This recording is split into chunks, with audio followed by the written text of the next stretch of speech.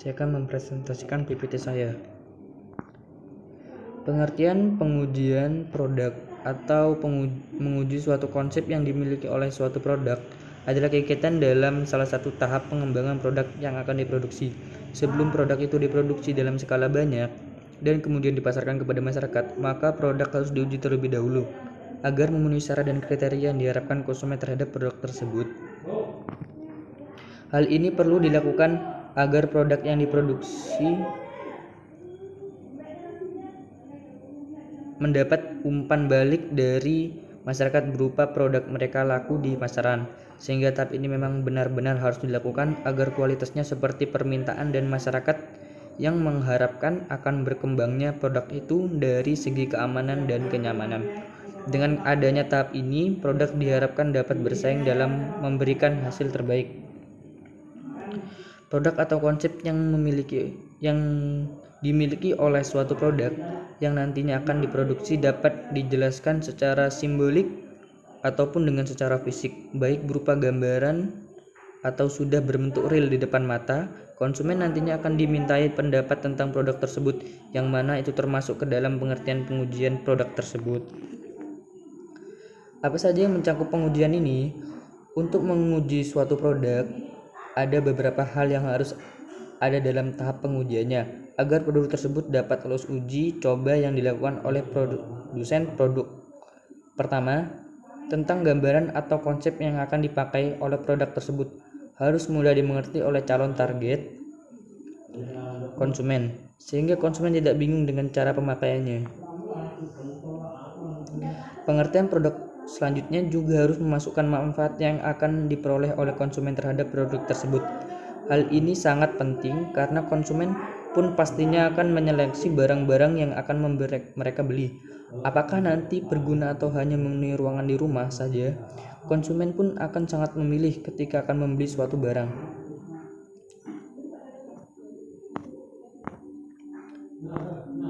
Tujuan dari adanya pengujian produk, selain untuk menguji apakah produk itu layak untuk diperjualbelikan, proses pengujian produk sangat perlu dilakukan sehingga semua produsen bisa memiliki standarnya dalam memproduksi suatu produk.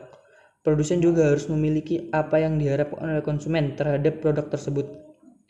Untuk itu, pengujian sangat perlu dilakukan untuk mengetahui kualitas produk tersebut. Produk yang baik adalah produk yang memiliki kualitas keamanan dan kenyamanan yang sudah teruji, sehingga masyarakat sebagai konsumen nantinya tidak akan kecewa jika sudah terlanjur membeli produk tersebut. Beberapa hal tentang pengertian pengujian produk ini bertujuan supaya produsen dapat mengevaluasi lagi produk yang mereka produksi sebelum dipasarkan ke masyarakat. Prosedur pengujian kesesuaian fungsi produk, barang atau jasa. Pengujian konsep produk merupakan kegiatan tahap pengembangan produk sebelum diproduksi dan dipasarkan. Produk baru lebih dahulu diuji untuk mendapatkan reaksi kembali dari suatu kelompok konsumen yang menjadi target penerima. Dengan adanya pengujian ini, maka konsep produk perusahaan akan memperoleh produk atau merek memiliki keuntungan besar dalam pembuatnya. Pengujian produk merupakan salah satu tahap dalam pengembangan produk baru. Sebelum suatu barang diproduksi dan dipasarkan, produk terlebih dahulu diuji untuk mendapatkan umpan balik dari target konsumen yang akan menjadi sasaran. Dengan adanya konsep pengujian produk, pihak perusahaan atau suatu bisnis usaha akan memperoleh produk yang memiliki masa depan baik dan terjamin. Pengujian produk baru memberikan nilai kualitas yang lebih rinci tentang peluang keberhasilan produk baru, mengidentifikasi berbagai penyesuaian akhir yang diperlukan untuk produk, dan menetapkan berbagai elemen penting dalam program pemasaran yang digunakan untuk memperkenalkan produk di pasar.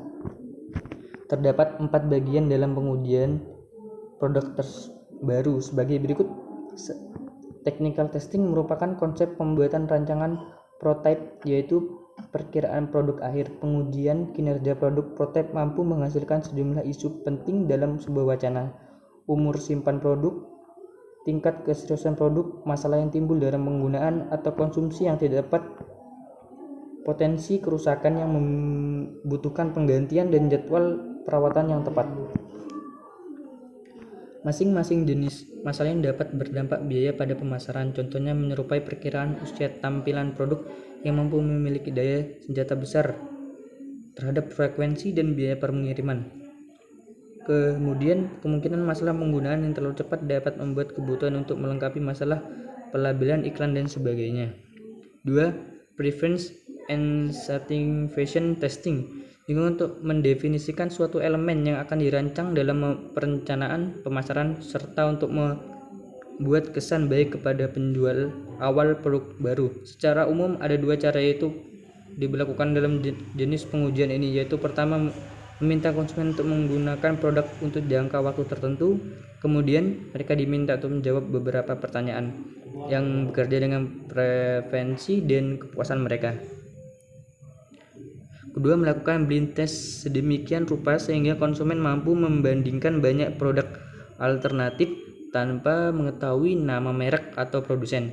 Pada dasarnya, pengujian preferensi dan kepuasan akan mengatakan sejumlah manfaat dasar, antara lain sebagai berikut.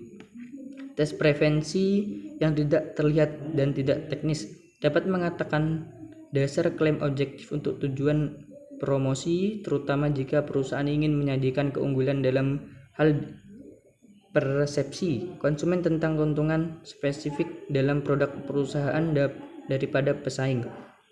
Perkiraan tingkat pembelian kembali sangat penting untuk memperkirakan pangsa pasar jangka panjang. Oleh karena itu, hasil yang kurang indah dalam tes ini dapat mengakibatkan penghapusan peluncuran produk dan desain ulang produk baru.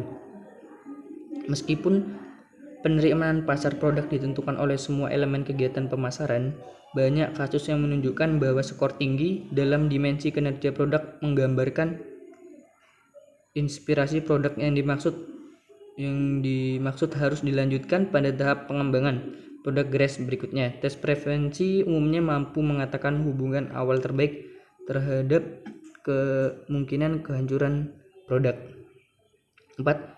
Ini merupakan mekanisme simulate test market atau laboratorium test market. Ini merupakan mekanisme penelitian pemasaran yang dibuat untuk mengatakan gambaran murah, cepat dari wacana pangsa pasar yang dapat diharapkan dari produk baru.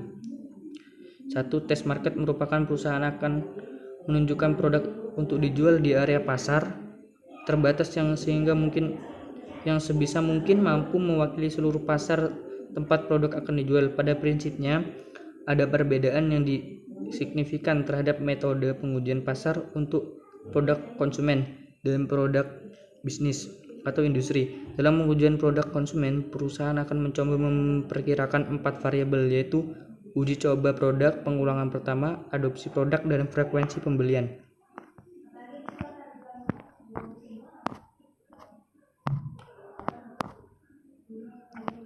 Pengujian pasar adalah cara untuk menguji produk baru dalam situasi sama yang akan dihadapi dalam peluncuran produk yang bersangkutan. Perusahaan umumnya akan bekerja sama dengan perusahaan riset dalam menentukan kota di mana tenaga penjual perusahaan akan mencoba membujuk distributor agar bersedia menjual produk perusahaan. Perusahaan melakukan promosi dan periklanan yang mirip dengan yang diimplementasikan dalam pemasaran secara nasional. Biaya yang diperlukan tergantung pada jumlah kota, lamanya pengujian, serta jumlah data yang diinginkan perusahaan. Melalui uji pasar akan diperoleh beberapa manfaat, antara lain mengatakan prediksi yang mampu mendapatkan mandat wacana pengujian di masa depan, pengujian awal perencanaan pemasaran, mengetahui kekurangan produk, menerima citra banyak potensi masalah dalam jaringan distribusi, dan menerima pemahaman yang lebih baik tentang sikap banyak segmen. Terima kasih, sekian dari saya. Assalamualaikum warahmatullahi wabarakatuh.